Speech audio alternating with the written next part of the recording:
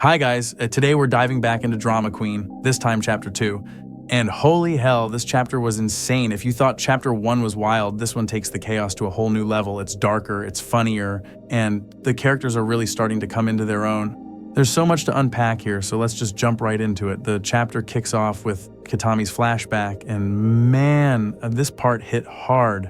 We finally get to see what his life was like before aliens ruined everything. And it's heartbreaking. Kitami wasn't always this cold, calculated guy. He was just a kid with big dreams.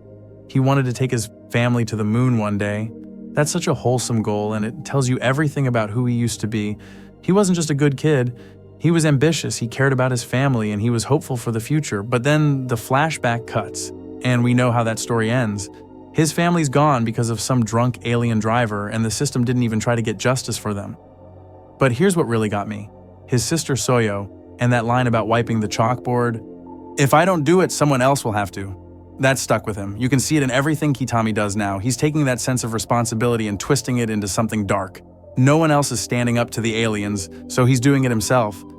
It's not just about revenge anymore. It's like this warped sense of duty, and that chalkboard transition, pure genius. When he's wiping it as a kid, and then it morphs into him metaphorically wiping out the aliens in the present, that's some next-level storytelling right there. It's chilling because it shows how completely his trauma has taken over his life.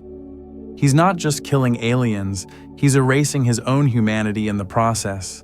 Then we get to the aftermath of the alien massacre, and let me tell you, the way the story handles this is so effective. We don't see the fight, we just see the result.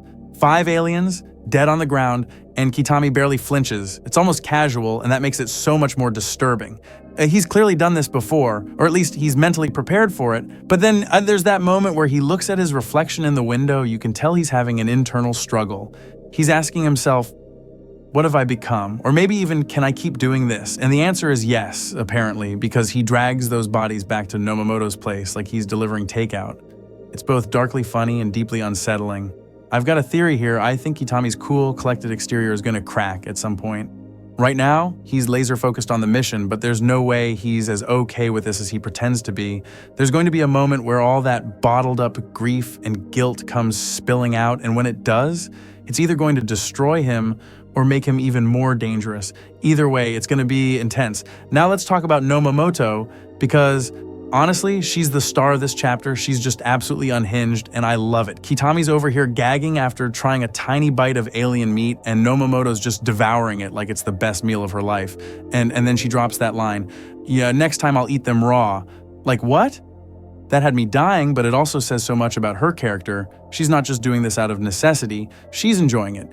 Eating aliens isn't just about getting rid of the evidence, it's her way of asserting dominance. She's saying, you think you're better than us? Guess what? You're just food to me now.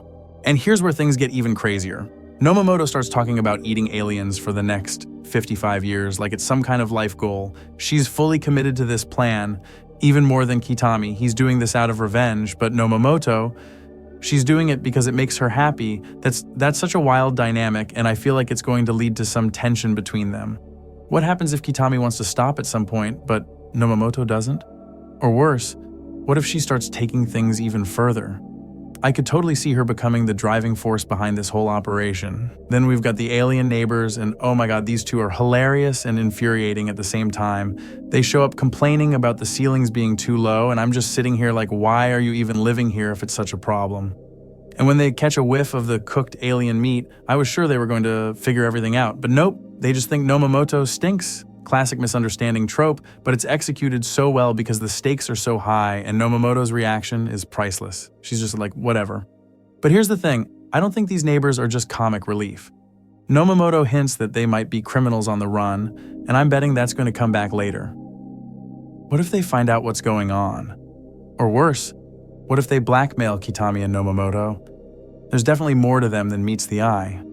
And finally, let's talk about that new character at the end. This guy is such a wild card. He stumbles onto the scene, puking in the street like he just came out of a frat party, and I was like, who is this dude? But then he gets that phone call, and suddenly he's this serious, dangerous figure. He's got satellite footage of Kitami and Nomomoto, which means he's connected. He's not just some random drunk, he's got resources and he's clearly a professional. But what really intrigues me is his attitude. He's so nonchalant about the whole thing, like, oh great, alien killers, just what I need. You know, that kind of flippant attitude makes him unpredictable, and that's what makes him dangerous. Here's my guess. He's some kind of alien bounty hunter or investigator. Maybe he's trying to keep the peace between humans and aliens, or maybe he's working for the aliens themselves. Either way, he's bad news for our duo. This whole chapter sets up so many layers of conflict, it's insane. Kitami and Nomomoto are clearly on a destructive path, but they're not the only players in the game anymore. With new characters, fresh dangers, and a world that's shifting around them, you just know things are going to get crazy in ways we can't even predict.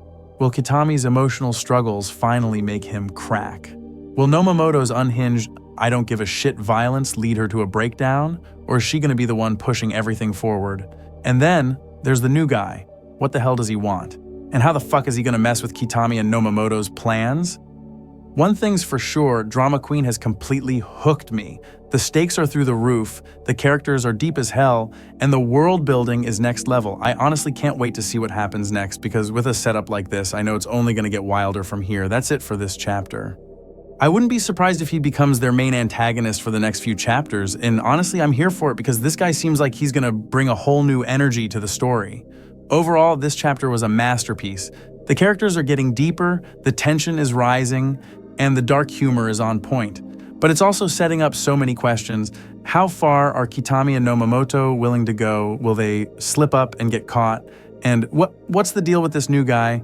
I can't wait to see where this goes next. If you've got your own theories, drop them in the comments. Let's talk about it. And as always, if you liked this video, hit that like button, subscribe, and ring that bell so you don't miss the next one. Thanks for watching, and I'll catch you in the next one. Peace.